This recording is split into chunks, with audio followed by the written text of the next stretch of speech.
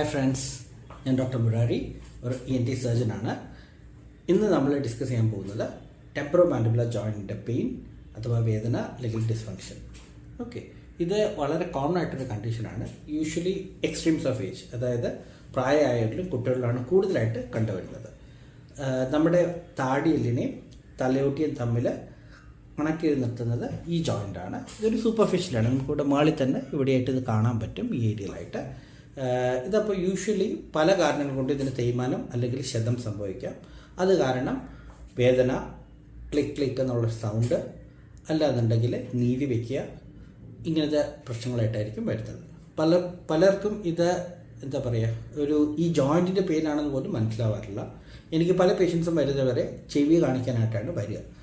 പല ഡോക്ടേഴ്സും കാണിച്ചിട്ടും ഉണ്ടാവും. അവർക്ക് ചെവിയുടെ മരുന്നിന് വേദനയ്ക്ക് മരുന്നും കൊടുത്തിട്ടുണ്ടാവും യൂഷ്വലി. പക്ഷെ നമ്മൾ ചെവി നോക്കുമ്പോൾ ചെവിയെല്ലാം ക്ലിയറാണ്. പക്ഷേ പേഷ്യൻസിന് യൂഷ്വലി ചെവിക്കകത്തോട്ട് വേദന, കഴുത്തിന് വേദന, തലവേദന, തലയുടെ ബാക്കിൽ വേദന, തോളിന് വേദന, ഈ വശം മൊത്തമായിട്ട് വേദന, ചിലർക്ക് പല്ലുവേദന പോലെ എന്നുള്ള രീതിയിലൊക്കെ ആയിരിക്കും വരുന്നത്. വളരെ റെയറായിട്ട് ഇത് കണ്ണിൻ്റെ ബാക്കിലുള്ള വേദന എന്നുള്ള രീതിയിലും വരാറുണ്ട്.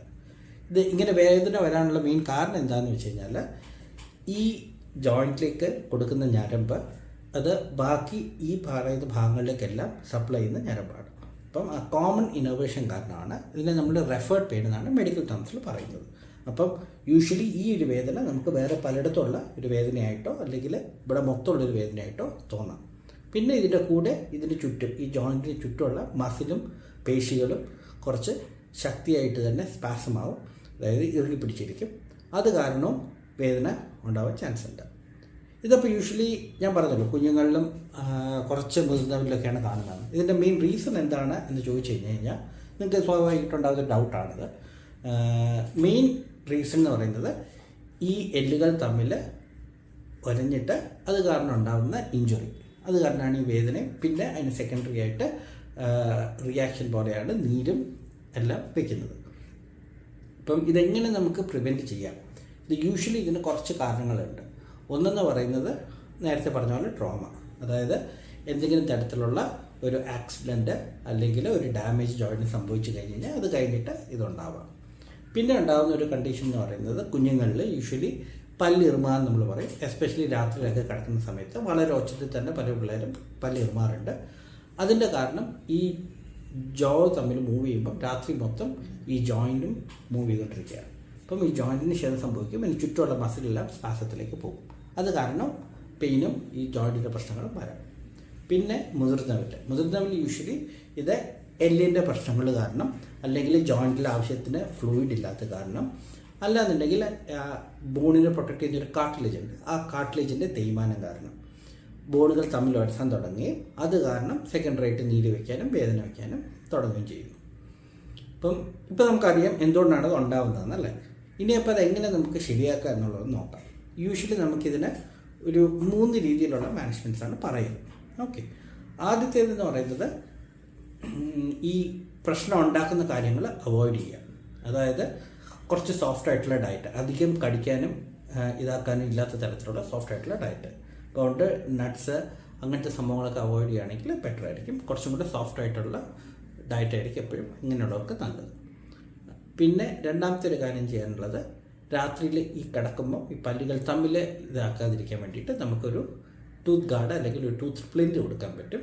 അപ്പോൾ അത് ഈ പല്ലുകൾ തമ്മിൽ ഒരേതിരിക്കുകയും ചെയ്യും, ഈ ജോയിൻറ്റിൻ്റെ സ്പേസ് മെയിൻറ്റെയിൻ ചെയ്യുകയും ചെയ്യും.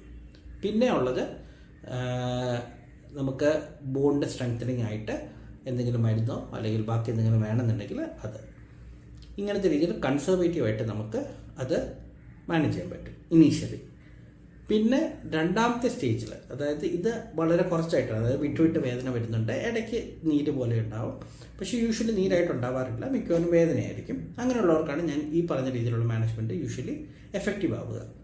പിന്നെ ഉള്ള ഒരു കൂട്ടരാണ് എപ്പോഴും നല്ല നീരും നല്ല വേദനയുണ്ട്, അത് കാരണം വാ തുറക്കാൻ തന്നെ വയ്യ, എപ്പോഴും ക്ലിക്ക് ക്ലിക്ക് കടകടാത്ത സൗണ്ട് ഉണ്ടാവും. അങ്ങനെയുള്ളവർക്ക് യൂഷ്വലി ഈ മരുന്ന് കഴിച്ചാലും വലിയ വ്യത്യാസം വരാൻ പോകുന്നില്ല. അവർക്ക് നമുക്ക് ആ ഒരു സമയത്തേക്ക് കുറച്ച് പെയിൻ കില്ലേഴ്സ് അല്ലെങ്കിൽ മസിൽ റിലാക്സൻസ് ഒക്കെ കൊടുക്കാൻ പറ്റും. ലോക്കൽ ഹീറ്റ് തെറാപ്പി എന്ന് പറയും, അതായത് ചൂട് വയ്ക്കുക, തണുപ്പ് വയ്ക്കുക, അതുകൊണ്ട് കുറച്ചൊന്ന് മാറി നിൽക്കും. പക്ഷേ അത് പെർമനൻ്റ് ആയിട്ട് റിലീഫ് ഒരിക്കലും കൊടുക്കില്ല.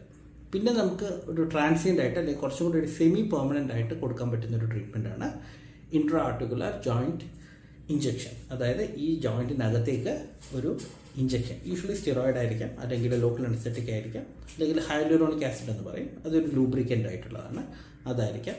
ഇതെല്ലാം ആ ജോയിൻറ്റ് സ്പേസിലേക്ക് നമുക്ക് ഇഞ്ചെക്ട് ചെയ്ത് കൊടുക്കാൻ പറ്റും ഡയറക്റ്റായിട്ട്. വളരെ നമുക്ക് OP പ്രൊസീജിയറായിട്ട് തന്നെ ചെയ്യാൻ പറ്റുന്നതാണ്. അറിയാവുന്ന ഒരാൾക്ക് അത് ഈ ജോയിൻറ്റിനെ ലൊക്കേറ്റ് ചെയ്തിട്ട് നമുക്ക് കറക്റ്റായിട്ട് ആ ജോയിൻറ്റിനകത്തേക്ക് ഈ മരുന്ന് വെച്ച് കൊടുക്കാൻ പറ്റും. അപ്പം ആ TMJ ഇഞ്ചെക്ഷൻ കൊണ്ടുള്ള ഗുണം എന്ന് വെച്ച് കഴിഞ്ഞാൽ അത് കാരണം യൂഷ്വലി ഈ വേദനയും ഇതിൻ്റെ ഒരു നീരും ഒക്കെ ഒരു 6 മാസം വരെ, ചിലപ്പോൾ കുറച്ചുകൂടെ നാളും കൂടെ വരാതെ ഇരിക്കും. പക്ഷേ അതൊരു എന്താ പറയുക കംപ്ലീറ്റ്ലി ക്യൂർ ചെയ്യുന്ന ഒരു സൊല്യൂഷൻ അല്ല. പിന്നെ ഇതിന് വേറെ നമുക്ക് ഉള്ളത് കുറച്ച് സർജറീസ് ഒക്കെയാണ്.